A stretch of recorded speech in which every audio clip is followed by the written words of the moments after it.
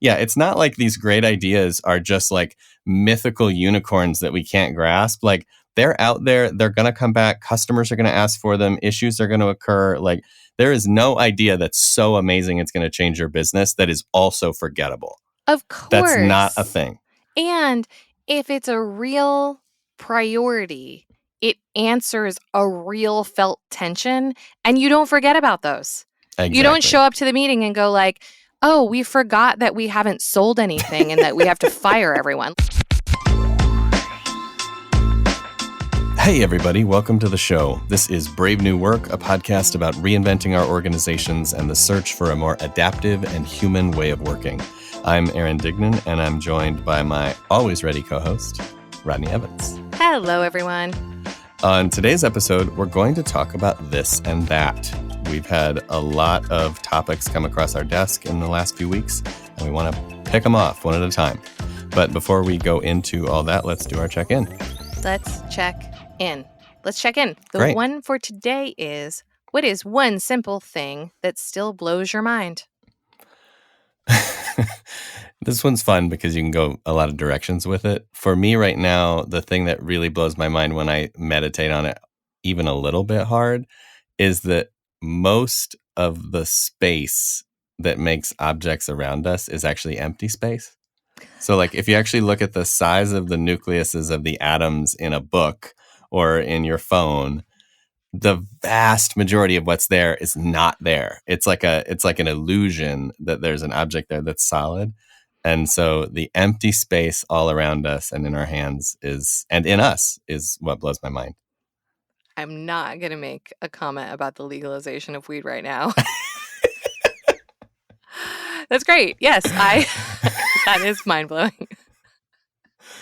Oh, that's so fun. Yeah, I have a hard time answering this question. I'm odd every day of my life. But one thing that I always look forward to and never disappoints is my first cup of coffee in the morning. And it's mind-blowing for a variety of reasons. Coffee is fucking awesome, and I love it. And sometimes at night, when I turn off the light, my last thought before falling asleep is about the coffee the next morning.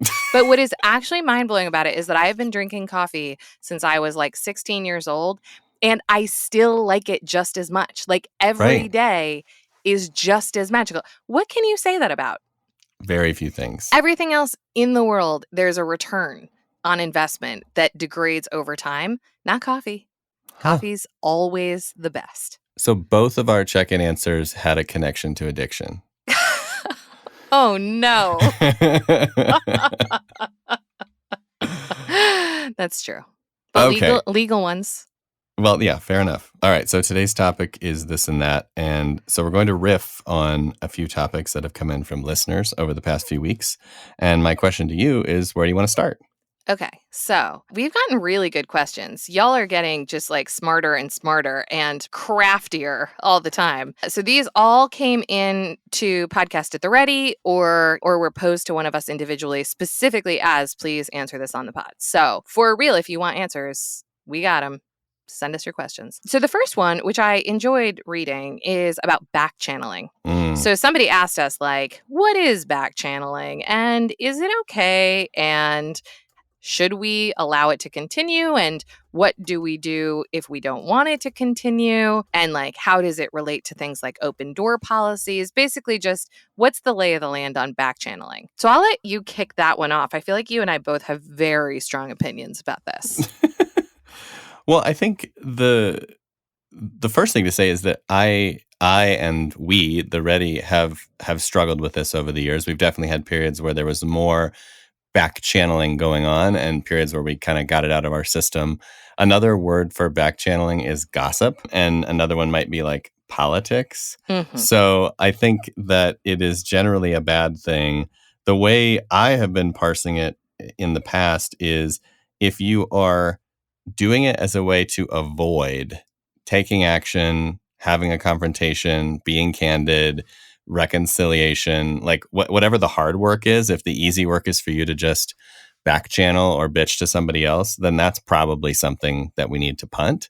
Mm-hmm. And if what you're doing is actually helping you prepare or orient or sense make in order to take action, and you actually do with a trusted advisor or friend or colleague, then maybe it's okay. So that's sort of like my, 30,000 foot take on back channel. Yeah. Wait, have I given you my gossip speech about like tribalism in human No, systems? please do. So I learned this a long time ago when I was doing a lot of reading about in-group and out-group orientation. And gossip plays a very important role in tribes, and it does a few things. It has a real function, and I'm saying this for a reason. The function of gossip is effectively contracting. So Right. when I come to you with gossip, I am telling you what the aversive behavior is that I don't like, and I'm telling you what the consequence is for doing that behavior, which is that I'm going to talk shit about you behind your back. So it actually serves a real purpose in groups. It's just that when it stays under the surface for too long, it isn't useful and it doesn't scale well. Right. So ideally, to me, if we have that conversation, then your coaching to me would be something like, yeah, what is the explicit thing to be done about that? And it's like not that different than what we say in client projects, which is like just assume that any interpersonal tension you're holding is telling you something about the system. I think gossip is no different. So it's like, is what I'm learning about the system that actually there's no place for me to channel my personal tensions? Maybe we're missing an interaction or Right. a meeting Right. or a feedback tool. Is it that my teammates are not performing at a level that's satisfactory? Maybe we need training or we need a different kind of mechanism of mastery. Like, what I'm interested in is not just letting the sort of swirl continue, but taking it as real information that can actually nudge the system. But I totally agree with you that just like letting it stay, in shadow is not useful, and letting it stay and sort of fester as being interpersonal is also not useful. Right. So it's Right. like, if what I'm hearing is like a lot of chatter about, how equity is distributed, fine. Like let's not triage the chatter. Let's have a conversation about our way of distributing equity and Yeah. use that as real data to try something different. Yeah, I appreciate that, especially as someone that is too dense to pick up the hint from like you constantly gossiping to me about X and being totally unself-aware that I'm doing it too. So yeah, that makes sense. And I think the difference here, the question asks about open door policies. I think the difference here is if what you're bringing into the open door is about what's out there, Yeah. and them and what they're doing, then that's not really a good open door policy. An open door policy for me is like, my door is open for your shit with me. Yeah. Projects, issues, ideas, challenges, feedback, etc. As soon as it's about them, then the wrong door is open. Yeah. And we have, an opportunity to do something different. And I like that you suggested about going to, well, what are the new working agreements that we can try? Or even before we get to an agreement, are there just experiments we can try to kind of push or nudge on those spaces? So, And I yeah. feel like that brings up two things for me. One is like, I think you and I in our last mile meeting do a really good job, if I can pat us on the back for a moment, of never talking about an individual or an Right. interpersonal thing, but it being like, often me being like, I'm sensing this thing is missing in our OS. What could we propose to the system? Let's get to drafting on it. Yeah. And it's like, to me, that's like the more useful move, is rather than being like, Aaron, this person is mad at us for this reason. I'm like, this is what I'm noticing in terms of how people are interacting with this policy or questions people are asking in Slack or whatever. What might we try to shift it? And the other thing is about gossip in general and back channeling and all of this is there is also a move in here that's related to self-management that I think is important, which is like, we all have a need sometimes to just be heard and held and like blow off steam. And I actually don't think there's anything wrong with doing that with colleagues that you trust. And it is really helpful if you can articulate that to them. So like, Allie is often the keeper of my frustrations about my life in general because we have a relationship like that. And like Allie knows that when I'm having that conversation with her, I will specifically be like, I just need to talk about this for 5 minutes and put it into someone else's brain. And then I'm ready to Right. move on. Like, I don't need you to go do something about it. I don't need you to solve my problem. I don't even need you to like empathize with me. I just need a container. Are you willing to be that? Yes. Great. Now we're done. And like, now we are no shit done. Like, we're not going to talk about this again. I Yep. think part of self management is knowing what your own need is and your own motivation for starting the back channeling, Yep. figuring out how you're going to get that need met, and not just enrolling a bunch of people in your shit, hoping they'll figure it out for you. Yeah. And there's a clue in the word too. I think the idea of a back channel assumes that there is a channel. Yeah. And That you're what avoiding. is often the case in self-managing systems is there's a network. Yeah. So there isn't like a direct channel or like the front way to do it and the back way to do it. There's just like a lot of different people connected in a lot of different ways, and Yeah. it's on us to navigate. So I think, using some of the tips and tricks we just discussed, you can navigate as best you can. And frankly, it's definitely an area for mastery. Like Yeah. knowing what to do and doing it well are two different things in this area. So, Totes. walk the path. So next stop will be the subject of peer-to-peer feedback and more broadly, like the directionality of feedback and information flow within a system. A lot of traditional systems have, top-down, bottoms-up approach where complaints and information is fed up and directions and, feedback are fed down. Mm-hmm. And, this particular listener was kind of probing the idea of like, how does it work laterally? How do we get colleagues to a place where they're comfortable giving each other feedback side to side? So where would you start on that one? Mm-hmm. Also, I like the idea that we're on some sort of train and each station is one of these questions. Yeah, this is going to harken back to other conversations we've had on this podcast. See also Alistair's conversation about ASCATs, the mastery conversation that we had around Christmas time for like, how do you know if you're good at shit? And the radical candor feedback conversation that we had with Kim Scott a while ago. So those EPs get into a lot more depth and more tactics, but there are a couple of things that usually come up peer-to-peer feedback wise and that I think are helpful to tease apart. One is that depending on the altitude of peers we're talking about, we might not share a lot of work. And so it's really difficult to give people helpful feedback if you're not in work with them. And so I think noticing that and then parsing the feedback to be, okay, Aaron and I make a podcast together, and so we're going to give each other feedback on how we are making this podcast, versus Aaron and I are both people who work in a system and notice things about each other, and we are going to ask for feedback based on those noticings. I think it's helpful to parse those. Usually I feel like feedback in the work about the work is more useful because a lot of the other stuff just gets into like preference and style and bias, and that's very squishy. But at least at a peer-to-peer level, be clear about what kind you're asking for. And if you want to say like, hey, you're just a person who sees me in the wild and I want to know what you notice about me, that's totally fine. But like, be clear that it's that versus like, we're trying to launch a product together and I want you to comment on my capability in doing my role. Yeah. Yeah.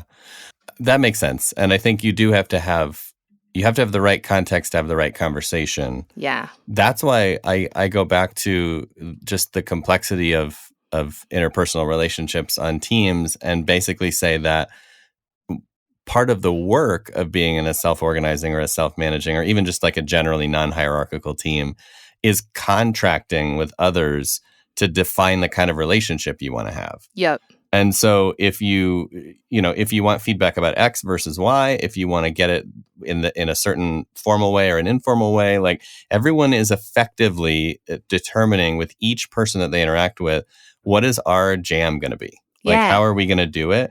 And if you do that without any intentionality, it may not serve you well, or at least you'll just kind of get what you get. It'll be a luck of the draw thing dynamically. But if you can be someone that shows up with even a little bit of intentionality, like every time I start a new relationship or a new team or a new project, I do kind of make a few occasions to put out there what I'm looking for, how I like to interact, noticing when things don't work for me, calling it out. Like there's a little bit of vulnerability and a little bit of bravery involved in just making time to have those conversations. Then I think like the pipes are open. And then once there's a little bit of a rapport and a style there, then it just feels very effortless. And so I feel like for the people that I'm closest to at the Ready, it's kind of like the spigot's always on. There's a threshold of like annoyance or interestingness or challengingness that like something has to cross before we mention it. But we know how and when to mention it. And it just like, it doesn't carry as much gravitas or fear as maybe it did when I first met someone. So I do think, yeah, contracting is the name of the game. And it's like a skill that we never had to have in the hierarchy, Right. where we were just told who would tell us and who we would tell. And that was that. And now it's like, no, now you're like forming friendships with boundaries. It's a whole different animal. Yeah. And two things that you alluded to that are important. One is in the example you used, you were the person who initiated. And I think, if peer-to-peer feedback is missing in your organization and it's something that you think is important to instantiate, you go first. Like don't show up and be like, "Hey, I have some feedback for you." Start with asking for it and being specific about what you're looking for, just like you said. And then the other thing is, feedback should be consent based. So if you do notice something and you really want to mention it to someone, you should ask them if they want to hear it, because otherwise you're just replicating the same old crappy stuff that is true of hierarchy and bureaucracy, where your manager just calls you in and tells you why you suck. Yeah. Yeah. Exactly. Yeah. Nailed it. Self-manage it. Hashtag self-manage it. You can stop listening to this podcast now. Fast forward. Okay. Next up on the train, I hope we're in Prague, is prioritization in team settings. So a lot of times, prioritization of work or a roadmap or a feature set will fall to the product manager or a scrum master or a team lead, and it is often done not in a collaborative way. So this person was asking, like, what's a more participatory way to prioritize and to commit to work so that the planning is not separated from the doing? It seems to me that prioritization is something that kind of fits with the rhythm stuff that we always talk about. So meetings and organizations and operating systems, they all are on some kind of a rhythm. That's just the natural order of things. It's the seasons, right? Turn. But we get to pick the rhythm, and we also get to pick the measure and degree of our commitment. And so I always think when it comes to prioritization, I want to have a rhythm that matches the rate at which things change in my space, where we do the coming together and the like sensing and thrashing as a team about what the priorities are and plant some flags and make some decisions. And I want to then have the ability with between those intervals to steer, because I obviously don't want to lose the right to like change the priorities, but I don't want to make that so easy that we kind of rubberneck all over the place because of what could happen. So my view is that to make it more participatory, then we have to get everyone coming together on that rhythm.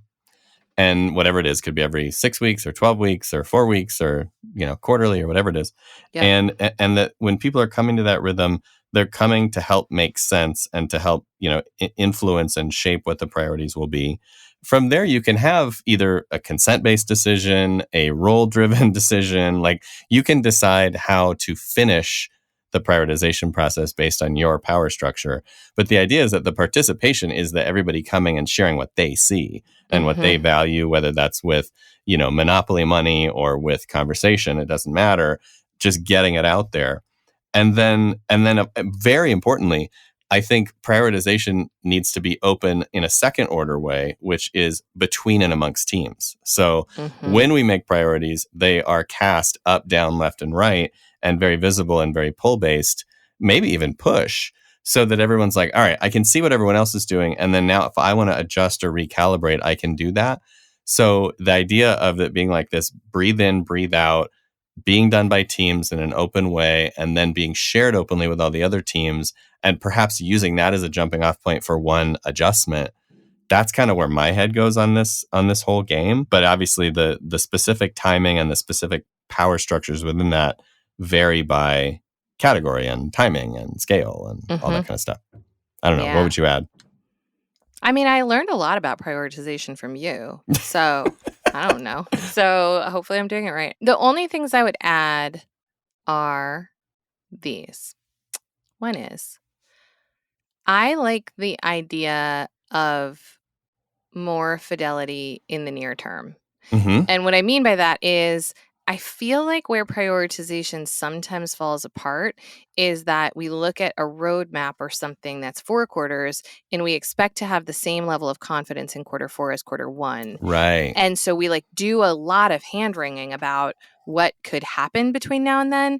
And I do think there's a counter move where it's just like, we should be 80% right about what Mm-hmm. we're after for the next 4 weeks and 60% for the next 4 months and 20% for the next 4 quarters. And like having some tolerance around that there's nothing wrong with making a guess, but we should all be clear that it is a guess. And then a quarter from now, we should cast out another quarter and get really clear on this one. I think that's often missed and is useful. I also think that revisiting current priorities in terms of what shape they're going to take in the coming quarter is helpful. And Mm-hmm. and what I mean by that is, and I think we've done a good job of this at the Ready in the last couple of trimesters, particularly around initiatives. It's like you can have a project or a program or an initiative that is persistent quarter on quarter, and the outcomes for that quarter can and should evolve. So Right. rather than just being like, okay, these are our top 10 priorities, let's check them off as we go. Like, I think there's a more interesting conversation that is, if these are our top 10 priorities, what is the outcome or outcomes for this quarter that we're after? Right. And then the last thing I would say, because I said this to someone this week and I feel like they sort of were surprised and then also delighted, is it is okay and in many ways preferable to fully pause a priority if there is not time, space, and energy to do it. Because it means it's not necessarily really a priority right now. And that doesn't mean it wasn't when we started. It just Right. means that the world changes. And I would always rather that we had 3 big things we were after and that I was just going to cool my jets on the thing that I don't actually have time for a quarter. And then if it trust that it'll come back if it's really important. Yep. And then that will be turbo about it. Like, I just see people half-ass too many things Yeah. rather than like go hard on a couple and just be like, you know what, that one we're just gonna fully ice for a minute. Yep. The emotional content of prioritization is the hard bit. Yes. That is the bit that matters. It's so true. And it's not actually hard to do the strategic part. The No. hard part is literally living with your choices and following through and letting things go. And we've been implementing a kind of a modified version of the shape up method from Basecamp, Mhm. which you can check out the book by the same name online if you want. It's free to read. But we've been implementing that at Murmur. And what is really interesting about that method is there's no backlog. Mhm. You make bets every 8 weeks. The bets you actually bring to the table are whatever everyone brings from their own personal lists or their own minds. Whatever you pick is what you pick, and the whole thing gets wiped clean, which is not that different from the initiative process at the Ready That's either. right. Yeah. And there's something really painful about like, oh yeah, we're not going to capture that anywhere as shared. And the whole idea is like, yeah, if it's really important, it'll come back. It'll come back. If it matters, will. it's not like these great ideas are just like mythical unicorns that we can't grasp. Like, they're out there, they're going to come back. Customers are going to ask for them. Issues are going to occur. Like, there is no idea that's so amazing it's going to change your business that is also forgettable. Of course. That's not a thing. And if it's a real priority, it answers a real felt tension, and you don't forget about those. Exactly. You don't show up to the meeting and go like, oh, we forgot that we haven't sold anything and that we have to fire everyone. Like, everybody knows. Everybody knows what the things are that we really have to plan around. Yeah. And to your point about the clarity now versus in the future, we so woefully overestimate our ability to know what's going to happen next that you just have to again and again remind yourself, I don't know what the fourth quarter is going to be like. legitimately, I read an article this morning, $1,000 invested in Dogecoin on January 1st would buy you a Tesla Model S today. Oh my God. That's how fast the world changes. Yeah. It's just like something's going to happen. And that's a joke. It's a literal joke cryptocurrency, and it's changing that fast. Yeah. So you just have to expand that humility to all things. And then really dial in on like what's a cycle we can predict and actually make some progress in. Yes. And I want to go back to your point about the emotional burden of this, because I hadn't really thought about it before, but I feel it. I feel it in my heart. People have so much guilt. You know, if you're like theory Y about humans and you believe that people ultimately want to contribute and be helpful and do shit and make meaning, then you also believe that basically people feel really shitty when they don't do the things that they want to do and commit to doing, which I find to be almost always true. Yeah. And so part of prioritization at an individual level and in terms of what you bring to a team or system is doing the work of being like, rather than feeling shame every day for not making progress, I am going to rip this Band-Aid off publicly one time and say, there's no world in which I'm making progress on this for the next quarter. Yeah. Okay, everybody?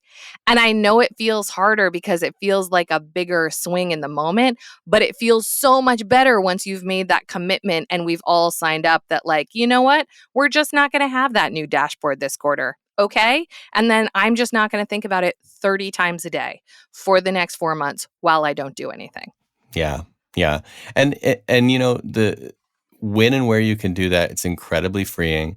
And also the like, I don't know if this is counter advice or if this is like parallel advice, but what we've done with the course that we're working on is an example of a third way, I guess, which is we didn't go all in on it and prioritize it. We didn't take it off the list, but we've really had to practice the emotional art of just giving ourselves a fucking break about it. And it's just like, you know what? We're going to chip away at it the 1 or 2 hours a week that we can spend.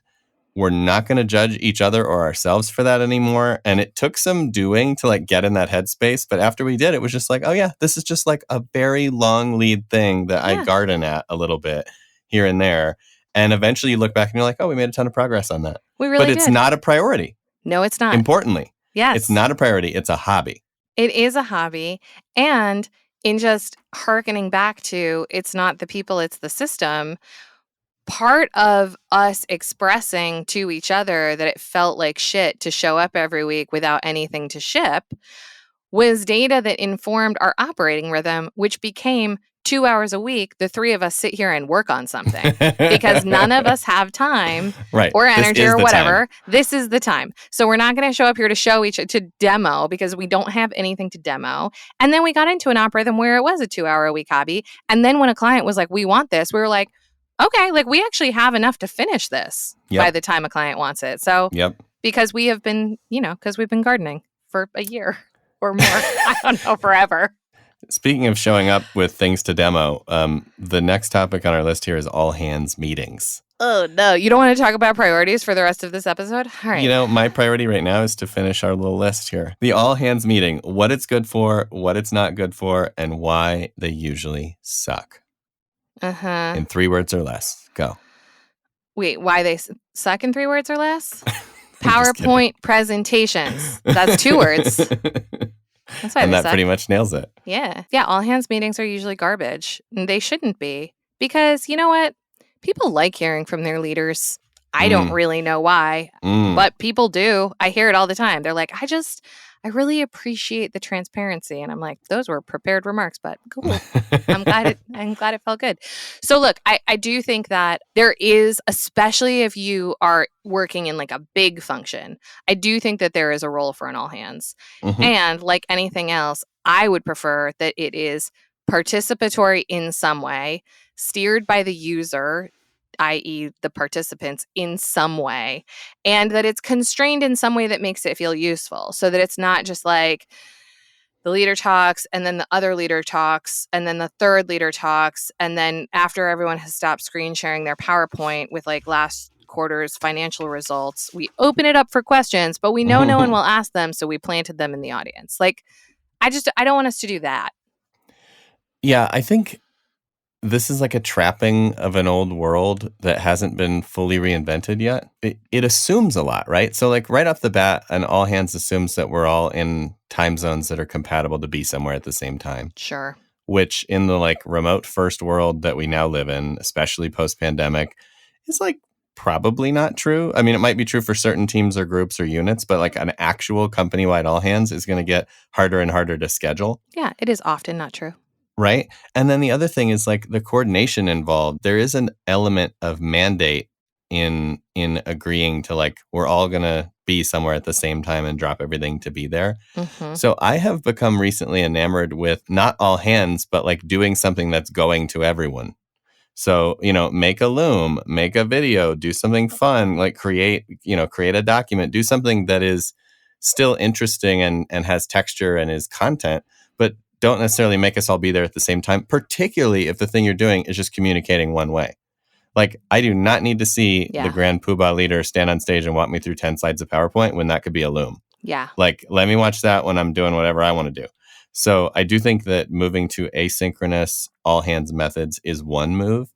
And then the other move is to connect the dots between the things all hands can be good for and the recent episode that we did about retreats Mm-hmm. and about getting away. Because to me, that's the all hands. Yeah. Like that's the moment where being together actually serves a purpose. And it's not about announcements or talking about, or doing like AMAs that are actually fake and planted and all that shit. It's like just being together with all of our hands and seeing where that leads. So I kind of argue that we need to just pull it apart into its requisite pieces and put them where they belong. Yeah, I agree. But if you already have an all hands on the calendar because it's part of your team's vibe or your function's vibe, a really easy swap that is palatable to most people and I think is a better version than the vast majority of what I see out there is for the leader to restate the essential intent. Because it's nice to hear that spoken into the world by the person who maybe created it. And then a real AMA. I mean, a leader that I worked with for a long time started doing AMAs and it was rad. Also, know if you're the kind of person who is going to be rad on the answering end of an AMA. It's not for everyone. And if you're really dry and you're really uncomfortable being put on the spot and That's you not your want to move. have pre-wired questions, maybe not so much an AMA for you, maybe a video for you that you just get 17 takes at and send to the world. But if you're someone with a great personality who loves to be sort of on the hot seat in that way, try an AMA because they're fun and people like them. And people ask questions if you create some kind of like shield that they will not ask you somewhere else, which is also interesting. Or try a rotation. Yeah. You've got a lot of people that lead and can lead in your business. Do an 8-week rotation schedule where like different functions, different groups, different projects get to kind of hold the floor and bring whatever they can bring to the table. I think that could be cool too. Yeah, absolutely. Okay. Last up is a listener wanted to know more about self-set pay. I don't know what specifically, just in general, more about it. More on self-set pay. It's really hard. It's not for the weak of heart, for the faint of heart. It's as much a practice as it is, a method. I think the thing about self-set pay is it's done a lot of different ways by a lot of different organizations in our neck of the woods. But the thing that they all have in common is that they almost always started with transparency. Yes. Let's just get the news out there of what's going on. If you work for the government, that's already done. Good for you. If you don't, like that can be the first step. And I think we've mentioned this before in the pod, but I'll just say that the change is disruptive. The actual practice is not. So it is the upheaval of the old way or the lack of information symmetry, et cetera, that creates this like challenge and dissonance and conflict in the system. Once that's over, once the storm passes, it's all this, like at the end of the day, it's just not that big of a deal. Yeah. And so you kind of just have to steel yourself for like, if we're going to do this, we're going to start with transparency. That can be really disruptive. Then when we get through that cloudy storm and get comfortable with that, then the next thing we're going to do is move in this direction. That's going to be a little disruptive for a minute. And then we get to the other side of it. And then it's really just like a tweaky thing. Like, let's just keep turning the dials, helping people out, providing better advice, providing better data. Like then you're on the other side of the fence. So I don't know if you want to get into our specific practices or not here, but my my general thesis is like transparency, storm, self-set pay, storm, practice, practice, practice. Mm-hmm. Yeah, I agree. It's a lot. It's very noisy. And also, I think if you're embarking on that journey, you just have to respect that people have really serious money stories and generationally informed trauma related to money. It's like, it is quite literally easier said than done, because once you bring in the messiness of everyone's upbringing and relationship to like money as worth and and swings in wealth and stability and politics, and like it is gnarly. It is gnarly. And to your point, the practice itself is not. The outcome after the storm is also fairly drama free, but that the threshold in between is wild. It's literally the same as if you were like, hey, let's redefine our relationship with parents. Right. And it's just like, no one would be like, oh, I'm sure we can do that in a quarter. Like, it's just It'll probably be fine. It's not going to go well, right? Like, it's going to be messy. So yeah, I think it is money. You could just substitute money for parents in anything you're saying about self-set pay and be like, that's how hard it's going to be. That's how hard it's going to be. Yeah. But in the same way, if you just like get yourself up for it, you can do that work. There's nothing crazy surprising on the other side of that rainbow. It's going to be the same stuff. Yeah, that's right. Yeah. The one question I do want to ask you is, what in your mind is our next money experiment to propose? At the ready? Yeah. I don't really feel like talking about what we already do, because there's nothing that I'm excited to talk about at this moment. But what do you think is next based on what we've learned? I think there could be a few things that might be next. One of them is I think we could lean more into the micro enterprise marketplace model stuff and actually have money flowing between P&Ls in our system in a way that right now we simulate but don't actually do. Yeah. I think that I can't wait. I'm going to have so many hustles. It's going to be great. You're going to kill it. The other thing that I could see happening is a little bit more of like entrepreneurial structures. So for the course, for example, we piloted this experiment of like, we don't want to get paid for developing it in the traditional initiative way that the Ready does things. We want to get like a little piece of the upside as individual members. Yeah. That's new for us. And so I wouldn't be surprised. That could either be a really good idea or a really bad idea. We'll find out. But like, I could see that spawning other similar experiments. Yeah. And then I think the last one, which is sort of obvious, but possibly the hardest, is just there's still more work to do around equity. Sure. And inclusion and diversity and all that stuff that is just full of blind spots and paradoxes. So I'm sure there'll be some innovations there as well. Mm-hmm. Yep. Did I miss anything that is like obviously on the horizon? No, those are good ones. And like, on the course thing, even just hearkening back to the conversation we just had, like I remember proposing that because I thought it would be fun. And people were definitely reactive about it. They were like, I don't know why this bothers me, but I'm mad. And I was like, yeah, let's try it. Get it. Yeah. And it's like, it again, it's just a thing to keep in mind, because something like that, for example, if you're going to experiment in your own place with things, it's like something like that theoretically is beneficial to everyone. Like we don't get paid unless we are making a shitload of money for the company. Right. And everybody who sells it can get a piece of it. It's recurrent, all of the things. And yet good. Yeah. The initial reaction is just like, oh, I don't know. So my theme of the week about everything is don't mistake discomfort for correctness or incorrectness, because that's just what we do. So I just wanted to say that out loud. And I think the other things that I'm interested in is more standardization based on what we've learned so far. I'm curious to run an experiment around sort of, small, medium, and large prologue members from an experience or skill set perspective coming in at 3 fixed rates. Yep.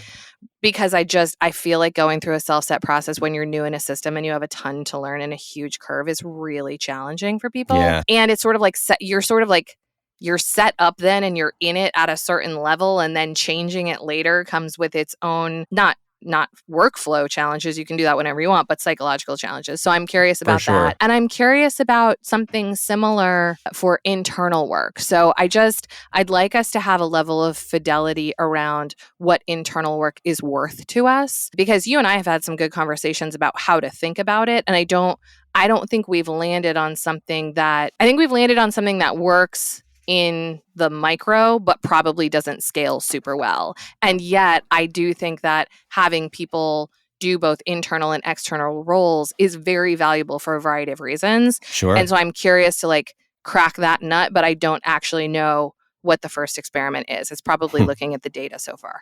Right. No, I agree with that 100%.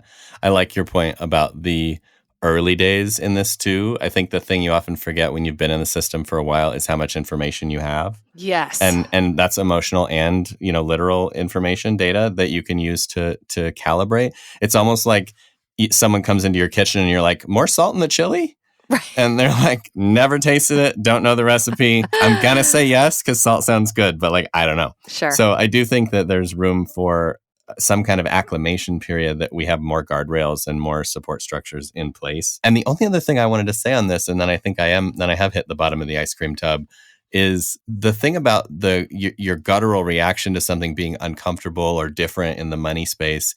I think where that stems from is our awareness of the different polarities around incentives and money and identity and systems. And so often when people are reacting, they're upset because they feel tension between different things they care about. Like, I want to be a very collective place, but I personally want to get ahead, Yeah. I want us to be very profitable, but I want us to be, to be very sharey. So there are all these polarities working around money that mean that you can definitely tune into the discomfort and play through it, and you should. And the main thing to be watching for is not should we try that or should we not try that, but what happens as a result of it, and do we like it or not? Yes. So if it's like we could debate for hours if that is a good idea or a bad idea.